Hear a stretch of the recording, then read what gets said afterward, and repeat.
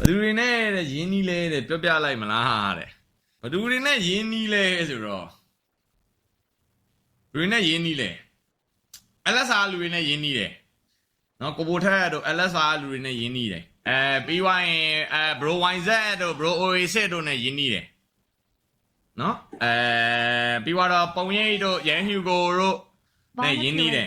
ပြီးတော့မထက်နဲ့ရင်းနှီးတယ်ပြီးတော့ဘိုပိုင်းနဲ့တော့အရန်တော့မရင်းနှီးဘူးတိတော့တိတယ်10143ကလူတွေနဲ့ရင်းနှီးတယ်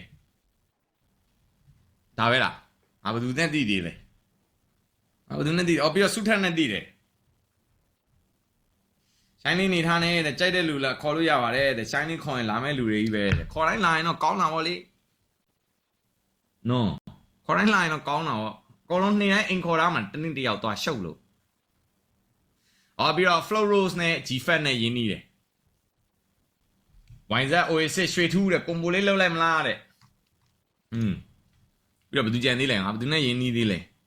ပြီးတော့ကိုကျော်ထွတ်ဆွေနဲ့ရင်းနှီးတယ်ပြီးတော့ reload မြတ်မရာမောင်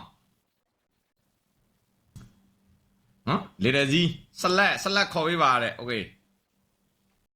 Patricia တဲ့ G-Fat ခေါ်ပေးတဲ့G-Fat နဲ့ Flow Rose ခေါ်သွားတဲ့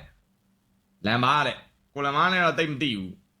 မြင်တော့မြင်စုံတော့စုံမှုတဲ့ဘာဆိုင်နဲ့ဘာဆိုင်နဲ့ကြတော့မင်းတို့အရင်ဝေးသွားပြီနော်ဘာဆိုင်နဲ့ငါနဲ့ကြတော့တော်တော်ဟနေ Justin Bieber ခေါ်ပေးတဲ့ဟာ Flow Rose နဲ့ဆို share ဖြစ်မှာတဲ့ပြီးတော့စနေဟုတ်တယ်စနေနဲ့ရင်းနှီးတယ်ပြီးတော့တပည့်ကြီးတဲ့တပည့်ကြီးနဲ့လည်းရင်းနှီးတယ်တင်သာဝင့်ကျော်တဲ့ပြောမင်းတို့ကောင်းပြောမင်းတို့ကောင်းဝင်ပြောနော်လူကြံသေးလေမြင်းစိန်လိုင်း share ပဲတဲ့ okay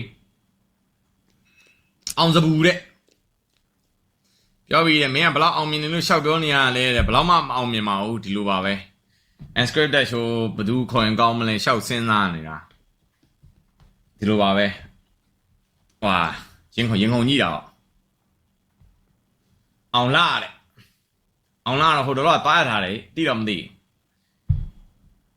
ဒါပဲတိတ်တယ်ညီလေးလိုက်ဆွင်းအောင်စပြန်ကြည့်နော်